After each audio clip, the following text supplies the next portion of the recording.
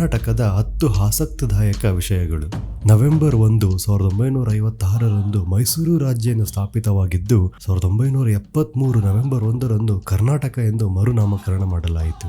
ಕರ್ನಾಟಕ ಎಂದು ಹೆಸರು ಬಂದಿದ್ದು ಕರುನಾಡು ಪದದಿಂದ. ಕರು ಎಂದರೆ 2 ಅರ್ಥ, ಎತ್ತರ ಹಾಗೂ ಕಪ್ಪು. ಪಶ್ಚಿಮ ಘಟ್ಟಗಳ ಮೇಲೆ ಇರುವ ಈ ನಾಡಿಗೆ ಎತ್ತರದ ನಾಡು ಎಂದು ಹಾಗೂ ಅತಿ ಹೆಚ್ಚು ಕಪ್ಪು ಮಣ್ಣು ಹೊಂದಿರುವ ನಾಡಿಗೆ ಕಪ್ಪು ನಾಡು ಎಂದು ಕೂಡ ಕರೆದು ಕಾಲಕ್ರಮೇಣ ಕರ್ನಾಟಕ ಎಂದು ಖ್ಯಾತಿಗೊಂಡಿತು. ನೀಲಕಂಠ ನಮ್ಮ ರಾಜ್ಯ ಪಕ್ಷಿ, ಆನೆ ರಾಜ್ಯದ ಮೃಗ, ಕಬಡ್ಡಿ ನಮ್ಮ ರಾಜ್ಯದ ಆಟ, ಕರ್ನಾಟಕದ ಎತ್ತರದ ಶಿಖರ ಮುಳ್ಳಯ್ಯನಗಿರಿ. ಕರ್ನಾಟಕವನ್ನು ಮುಖ್ಯವಾಗಿ ಕದಂಬರು, ಚಾಳುಕ್ಯರು, ಹೊಯ್ಸಳರು ಹಾಗೂ ವಿಜಯನಗರದವರು ಆಳಿದ್ದರು. ಕರ್ನಾಟಕದ ಸಂಗೀತ ಪಿತಾಮಹ ನಮ್ಮ ಪುರಂದರದಾಸರು.